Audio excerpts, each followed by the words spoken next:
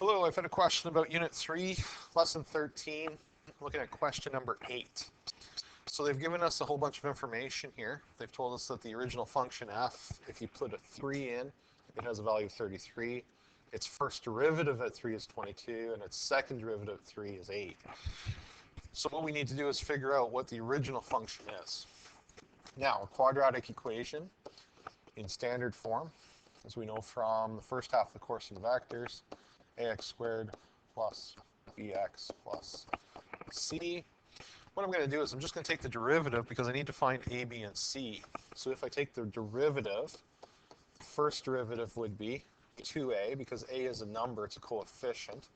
So you'd be multiplying it by 2, plus b is our first derivative.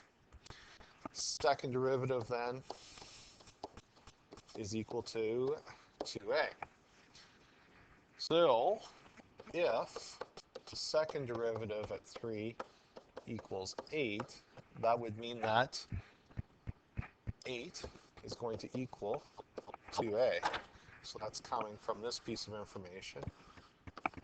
I know that the second derivative is a value of 8 when x is 3. Therefore, I find out that a is equal to 4. Which now means that my first derivative would be 2 times a, so that's 8. So it would be 8x plus b is my first derivative, and the reason I did that is because I know that if my first derivative, if x is 3, the value is 22. So taking that new equation, or updated equation, I know that 22 will equal 8 times 3, since that's the x value that we're evaluating at, plus b. 22 equals 3 times 8 is 24 plus b.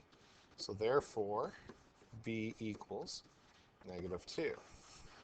So I'm going to use that information then to update the original function. So I worked my way down, the original function.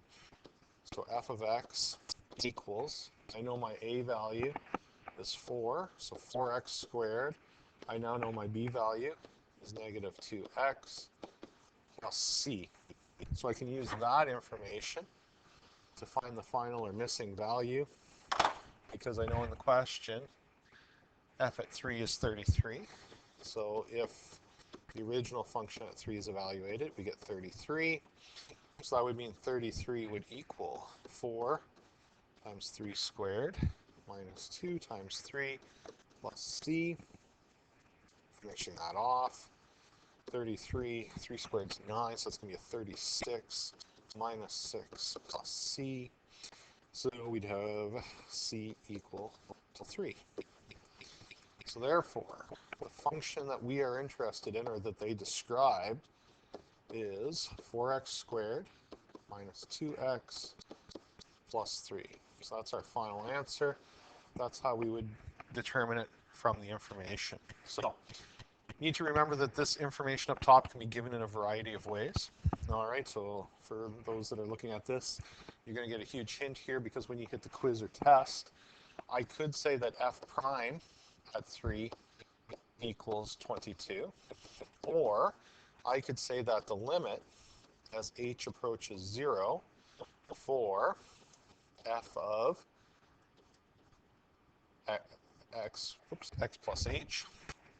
Forgot how to talk for a second here. So 3 plus h minus f at 3 over h equals 22. So those two notations, they're identical. First derivative, and this is first principle, derivative from first principle. They are equal notation. So I could put this exact same or similar question on a quiz, or perhaps even a unit test, and just be aware that that notation and that notation mean the exact same thing. This is just your first derivative. All right. So it's just a different way to provide the same information. If you have any questions with that or any further clarification, let me know.